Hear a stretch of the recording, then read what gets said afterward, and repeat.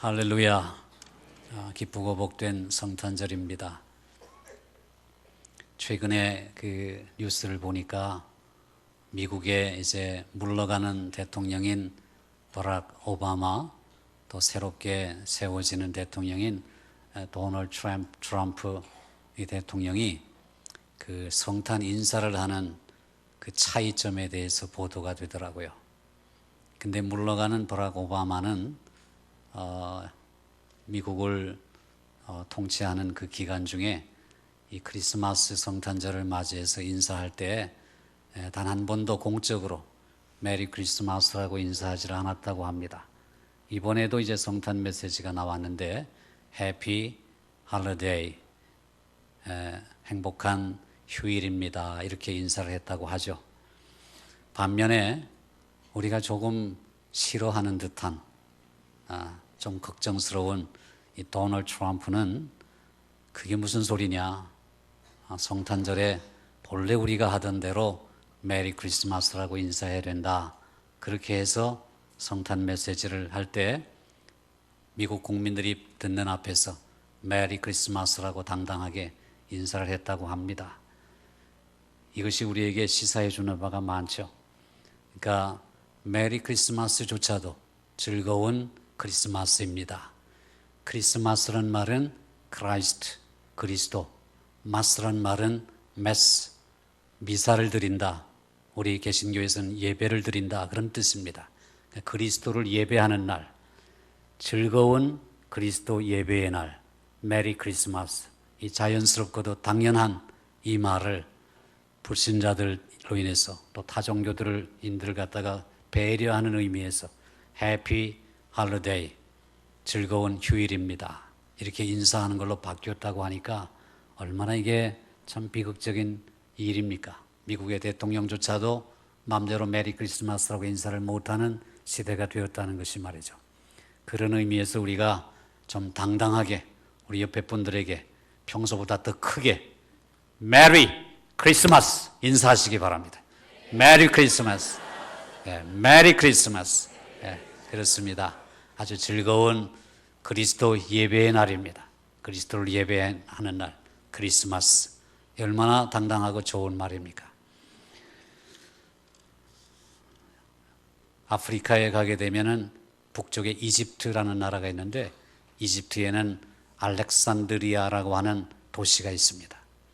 그 알렉산드리아라는 도시는 바로 우리가 잘 아는 동서양 문명을 이렇게 혼합시킨 그 유명한 알렉산더 대왕의 그런 이름을 따가지고 지은 알렉산더의 도시다. 그래서 알렉산드리아라고 지었습니다.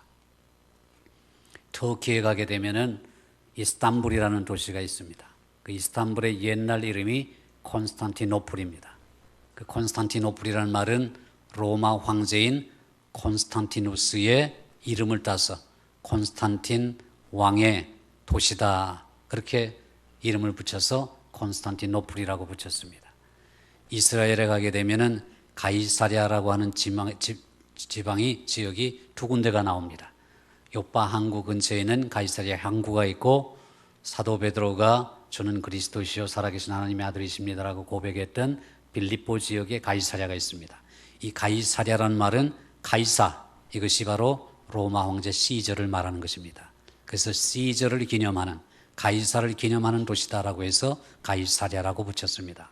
이처럼 세계의 유수한 영웅 호걸들은 자기들의 이름을 후대에 남기기 위해서 이렇게 자기 이름을 따가지고 도시의 이름도 붙이고, 몽골에 가게 되면 울란바타르에 있는 국제공항의 이름이 칭기스칸 인터내셔널 에어포트라고 되어 있습니다. 칭기스칸이란 말은 위대한 왕이란 뜻입니다. 그래서 칭기스칸의 이름을 따가지고 이 공항의 이름도 붙여놓았습니다. 이런 것을 보면 사람들은 자기 이름을 남기고 싶은 거죠. 근데 예수님께서는 사실 그런 이름을 남기지 않으셨습니다. 원하지도 않으셨습니다. 예수님은 사실 머리 둘 곳도 없었습니다. 여우도 머리 둘 곳이 있고 공중나는 새도 깃들 곳이 있지만 인자는 머리 둘 곳이 없다고 했습니다. 예수님은 이 땅에서 그 무덤에, 아리마대 요셉의 무덤에 장사 지낸 바 되었다가 부활하셨습니다. 그리고 승천하셨습니다. 예수님의 무덤은 이 땅에 없습니다. 이스라엘 가게 되면은 예수님의 무덤이라고 알려져 있는 곳을 방문하게 되는데 아무도 믿지 못합니다. 이것이 진짜 예수님의 무덤인지 아닌지 알 길이 없습니다. 그리고 예수님께서 시신이 눕혀져 있었다고 하는, 십자가에서 내리셔서 시신이 눕혀졌다고 하는 그 자리에 성묘교회라고 해서 The Church of Sepulchre라고 하는 그 교회가 세워져 있습니다. 그런데 그 자리가 진짜 예수님께서 정말 시신이 눕혀졌는지 사실은 확실하게 알 길은 없습니다. 추정할 뿐이죠. 예수님께서는 이 땅에 묘비도 남기지 않으셨습니다. 누가 이름을 기억해 주기를 원하지도 않았습니다. 책 한 권 쓰지도 않으셨습니다. 그러나 예수님 없이 역사를 논할 수가 없습니다. 예수님은 인류 역사의 분수령이 되신 것이죠. 예수님께서 원하신 것이 아닌데 정말 그 예수님이 탄생하신 날을 기점으로 해가지고 예수님 오시기 전을 BC라고 하고 예수님 오신 이후를 AD라고 나누어 놨습니다. 우리는 원튼 원치 않든 예수님의 탄생을 기점으로 해서 우리의 나이도 계산을 하는 겁니다. 생년월일도. 보십시오.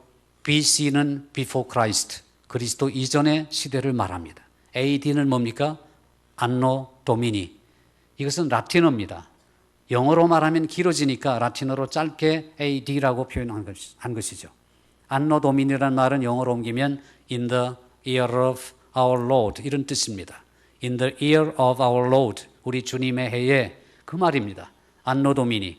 그러니까 오늘날 2016년 12월 25일은 예수님 이후에 In the year of our Lord, 우리 주님의 해에 2016번째 해다 이런 말이죠.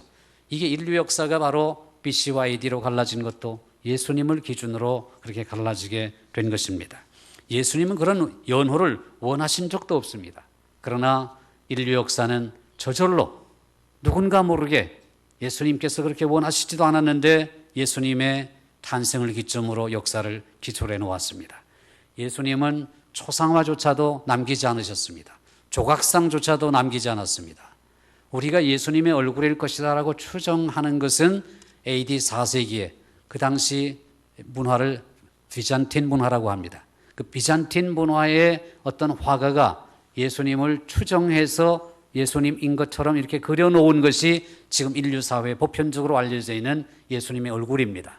예수님 부활 승천하신 지 400년 지난 후에 비잔틴 문화에서 만들어진 예수님의 초상화가 지금 세상에 떠돌고 있는 것입니다. 예수님은 이처럼 초상화도 조각상도 만들지 않았지만 오늘날 예수 그리스도는 세계 예술의 가장 빈도 높은 주제가 됩니다. 음악가, 미술가 할 것 없이 말이죠. 특이한 것은 예수라는 이름은 매우 다양한 용도로 오늘날 쓰이고 있다는 것입니다. Oh Jesus 그러면은 예수님에 대해서 좋아하는 환호일 수도 있지만은 이 영미 문화권에서는 Oh Jesus 그러면은 욕하는 겁니다. 우리말로 제기랄 막 이런 욕이 Jesus라는 말로 통용이 됩니다. 그러니까 예수님을 높여서 말할 때도 Jesus, 예수님을 낮춰서 경멸히 여길 때도 Jesus. 이 말이 그저 모든 인류 사회에 소위 말하는 영어권 문화에서는 그렇게 보편적으로 쓰입니다. 여러분, 이 세상에 과대망상증 환자가 많습니다. 그래서 이단들이 생겨나는 거죠. 이단의 교주들이 뭐라고 말합니까? 나는 자칭 석가모니다. 그런 말 들어보셨습니까? 내가 자칭 마호메트다. 그런 말 들어보셨습니까? 못 들어보셨죠. 그런데 자칭 예수다. 얼마나 많습니까? 우리 한국에도 수백 명 넘습니다. 자칭 예수라는 사람이. 그리고 전 세계에 수천 명 많습니다. 이스라엘에 가도 자기가 자칭 예수라고 그렇게 지칭하는 사람들이 너무너무 많습니다.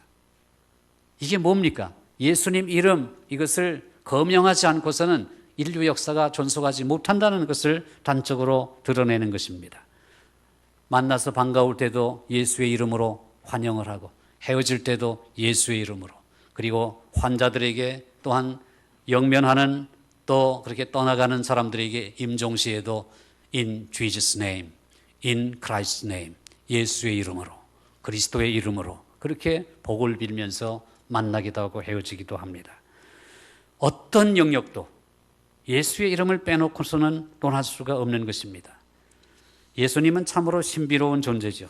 그 신비로운 이유는 우리가 모르는 부분 때문에 신비한 것이 아닙니다. 오히려 예수님에 대해서 알면 알수록 그분은 더욱더 신비스럽습니다. 그래서 예수님 당시의 사람들도 도대체 예수가 누군가, 도대체 이 예수가 누군가, 거기에 대한 강한 의문을 품었습니다.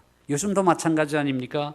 왜 그 예수, 그 나사렛 거기서 자라난 정말 천하디천한 그 땅에서 그 구유에 누이신 그 아기 예수가 도대체 누구신가? 거기에 대한 강한 의문을 온 세상 사람들이 품고 있습니다.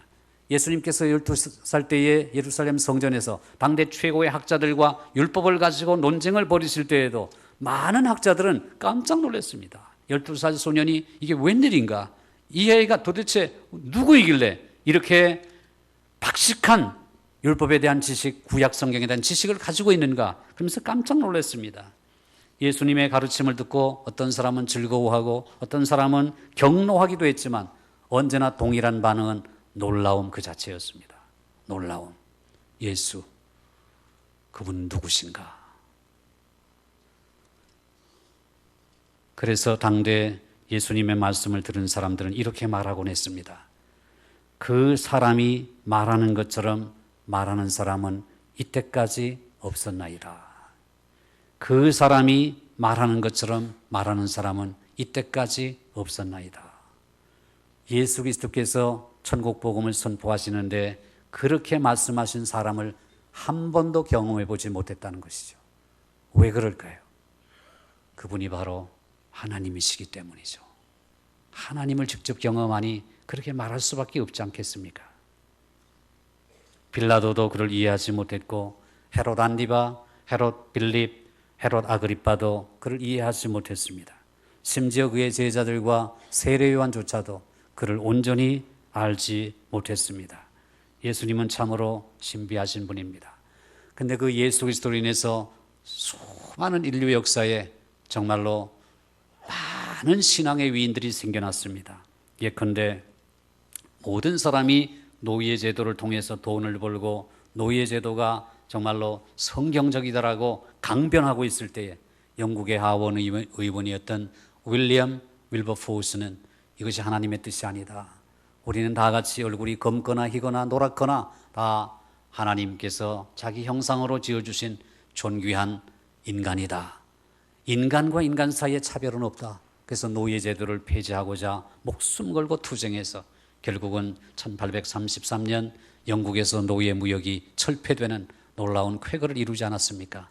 이 일이 어떻게 해서 이루어졌습니까? 윌리엄 밀버포스가 하나님이 주신 소명, 노예 해방, 노예 제도 철폐, 이것을 위해서 목숨 걸고 투쟁했기 때문입니다. 예수 만났기 때문입니다. 여러분, 이 예수 그리스도는 러시아의 레오 톨스토이에게 크나큰 감화를 끼쳤습니다. 그래서 우리가 잘 아는 부활, 전쟁과 평화, 안나 까레니나 이와 같은 불후의 명작들을 남겼습니다. 어찌하여 그런 불후의 명작들이 남았을까요? 레오 톨스토이가 예수를 믿었기 때문입니다. 예수를 만났기 때문입니다. 예수님은 심지어 인도의 마하트마 간디에게까지 영향을 미쳤습니다. 마하트마 간디가 누굽니까? 인도를 영국으로부터 독립시키기 위한 독립투사 아닙니까?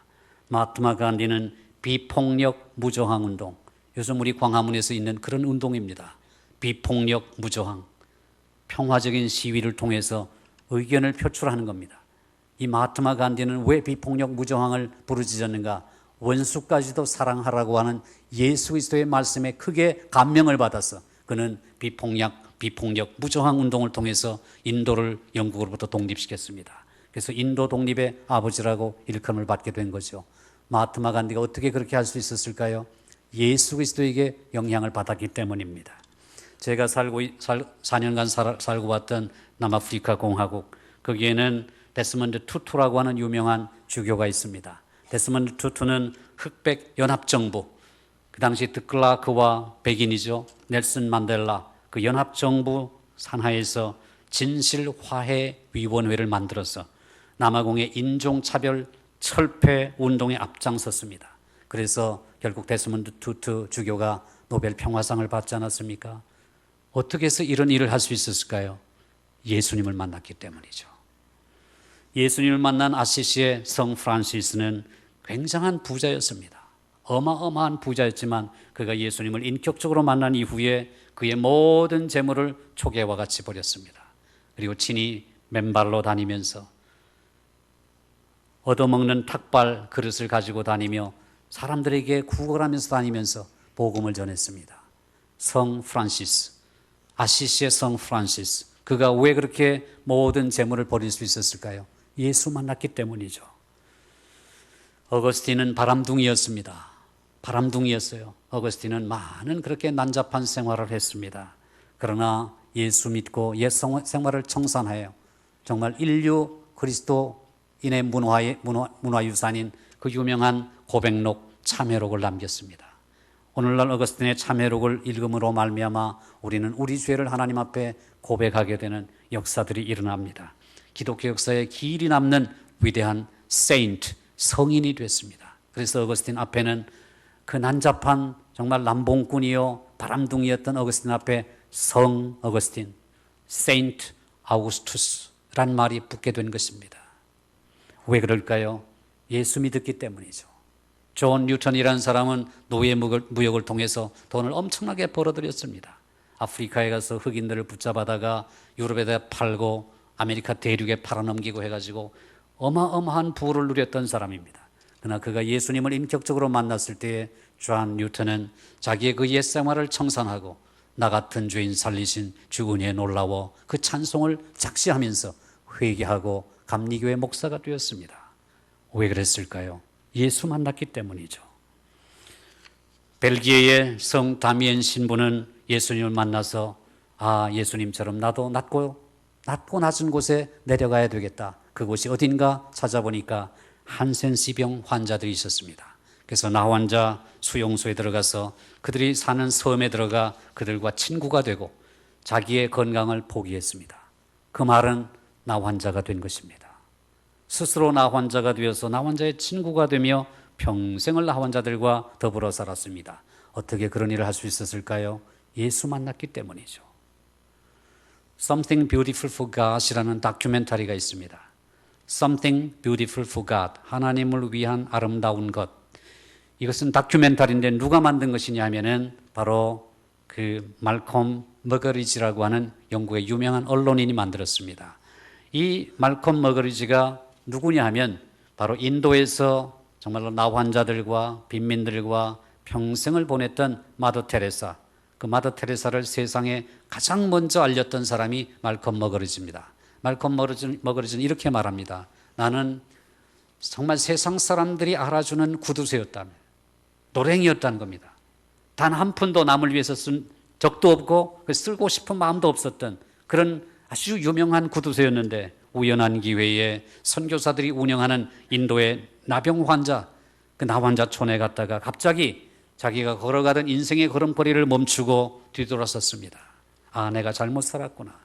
테레사 수녀의 아름다운 모습에 감동되어서 마치 쇠망치로 얻어맞은 것 같은 깨달음을 느끼고 그는 그의 삶의 걸음걸이를 완전히 180도 전환했습니다.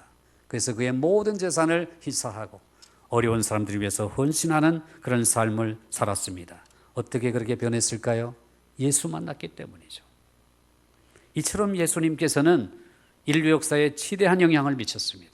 예수 이름 외에는 우리가 아무것도 논할 수 없게 되었습니다. 오늘 본문은 예수님의 탄생에 대해서 세 가지를 언급합니다. 첫 번째는 예수님께서 탄생하시게 된 정치적 상황입니다. 그때가 바로 가이사 아구스도. 가이사 아구스도가 천하에 명령을 내려서 호적하라고 했을 때 예수님께서 태어나셨습니다. 가이사 아구스도 누굽니까? 바로 가이우스 옥타비아누스라고 하는 유명한 로마의 왕입니다. 로마 원로원은 그에게 최초로 아우구스투스라는 이름을 붙여줬습니다. 아우구스투스가 무슨 뜻입니까? 존귀하다는 뜻입니다. 그 어떤 왕들보다도 존귀하고 고귀한 왕이라는 칭호를 그에게 처음 붙여줬습니다. 그게 바로 시저 아우구스투스입니다. 가이사라는 말은 시저라는 말입니다. 그래서 존귀한 황제라는 이름의 뜻을 가진 최초의 왕이 바로 이 오늘 본문에 나오는 가이사 아구스도입니다. 가이사 아구스도는 정말로 존귀한 세상의 황제입니다. 그런데 그 치하에서 예수 그리스도가 태어나셨습니다.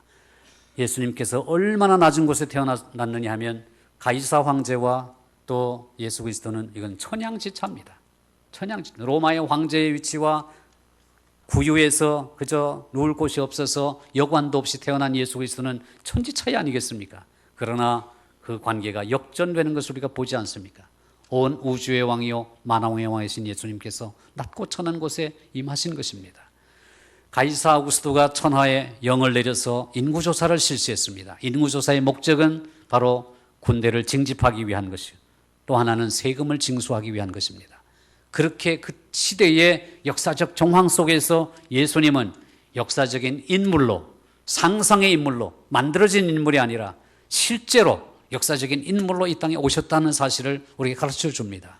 두 번째, 예수님께서는 어디에 태어나셨습니까? 바로 다윗의 고향 베들레헴에서 태어났습니다. 누가복음의 저자인 누가가 왜 그 사실을 적시했겠습니까? 그것은 바로 미가서 5장 2절에 메시아가 오실 때에는 유대 땅 베들레헴에서 태어날 것을 이미 예언했습니다. 예수님 오시기 700년 전에요.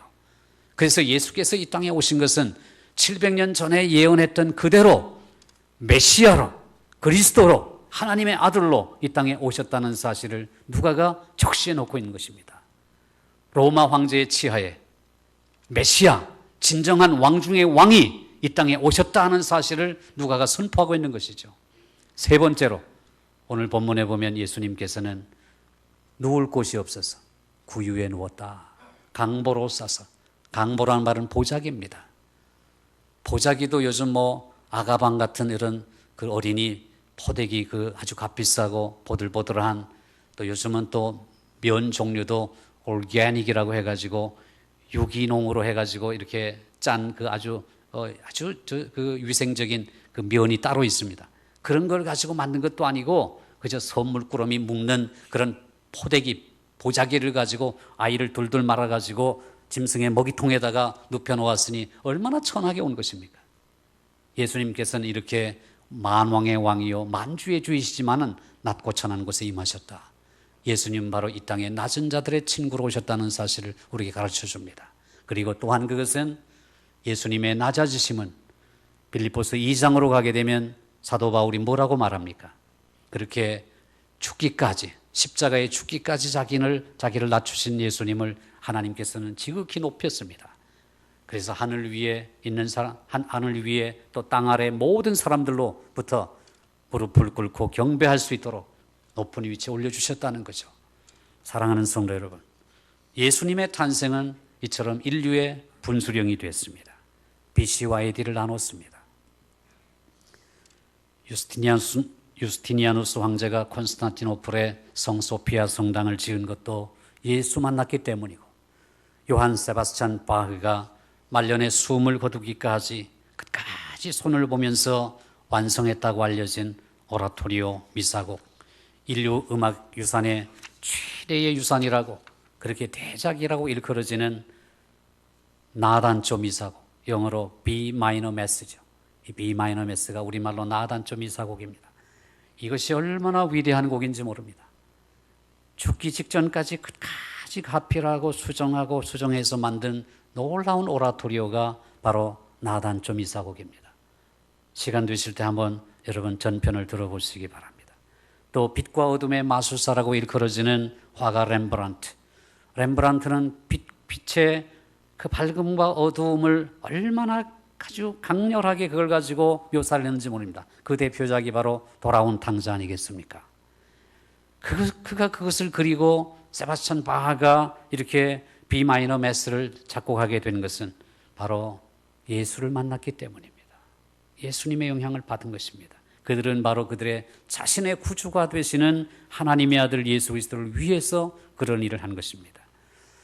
우리의 신앙은 오랜 시간 지나게 되면 돈으로 인해서, 명예로 인해서, 권력으로 인해서 변질되기가 쉽습니다. 그래서 우리에게는 이렇게 성탄절이 필요합니다. 성탄절은 우리가 먹고 마시고 즐기는 날이 아니라 오늘의 주인공이신 예수님을 높이는 날입니다. 그리고 예수님께서 인류의 역사의 분기점이 되신 것처럼 우리의 삶에도 하나의 분기점으로 삼는 것입니다. 예수님의 이름은 세계 역사 속에 글로 새겨진 것이 아니라 쟁기로 갈아졌다는 말이 있습니다. 정말 그렇습니다. 예수님의 이름은 그저 세계의 역사 속에 글로 기록되어 있는 것이 아니라 쟁기로 갈아졌습니다. 우리의 신비에 깊이 아로 새겨진 것입니다. 그렇다면 이 성탄절을 맞이해서 우리도 우리의 삶의 분기점을 만들어야 되지 않겠습니까? 지난 한 해 동안 여러분 진정한 예배자가 되셨습니까? 참된 예배자를 찾으시는 그 하나님의 그 요청에 여러분 어떻게 부응하셨습니까? 그리고 진정한 예배자를 세워보셨습니까? 우리가 성탄절을 맞이하면서 오늘 일부 예배 때 우리 학생들에게는 여러분의 삶의 분기점을 만들어 보라고 했습니다. 게임에 빠진 애들이 게임 시간을 줄이고, 인터넷 게임, 온라인 게임에 미친 아이들이 그 게임을 좀 중단하고, 그리고 상스러운 욕을 입에 달고 사는, 정말 세상에 이 욕은 얼마나 그 험한지 모릅니다. 우리 그리스도인 아이들도 학교에 가서 막 쌍스러운 욕을 갖다 입에다 그대로 달고 삽니다. 오늘부터 너희들 그 쌍스러운 욕도 좀 버려보고, 부모님과 맨날 다투고 싸우고 불효하던 그 삶도 한번 청산해보고, 이런 것이 있어야 되지 않겠습니까? 우리 성인들은 말이죠. 성인들 중에도 알코올 중독자가 얼마나 많습니까? 또 담배 중독자가 얼마나 많습니까? 그리고 포르노 중독자가 참 많다고 들었습니다. 포르노 중독자. 그리고요, 도박 중독자가 참 많다고 들었습니다. 세상을 망하게 할 뿐만 아니라 우리 인간을 피폐하게 만드는 것들 아닙니까? 그렇다면 이번 성탄절을 맞이해서 우리 인생의 역사에 있어서도 분기점을 만들어야 됩니다.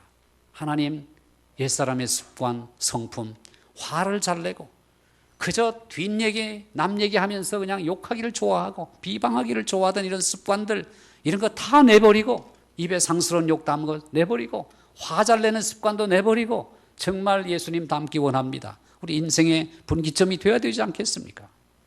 예수님의 탄생이 BC와 AD를 나눴듯이 오늘 이 성탄절이 우리의 해결하지 못한 옛사람의 습관들, 성품들을 다 내어버리고 새 사람으로 변화되는 놀라운 은혜가 여러분 모두에게 임하기를 주의 이름으로 축원합니다.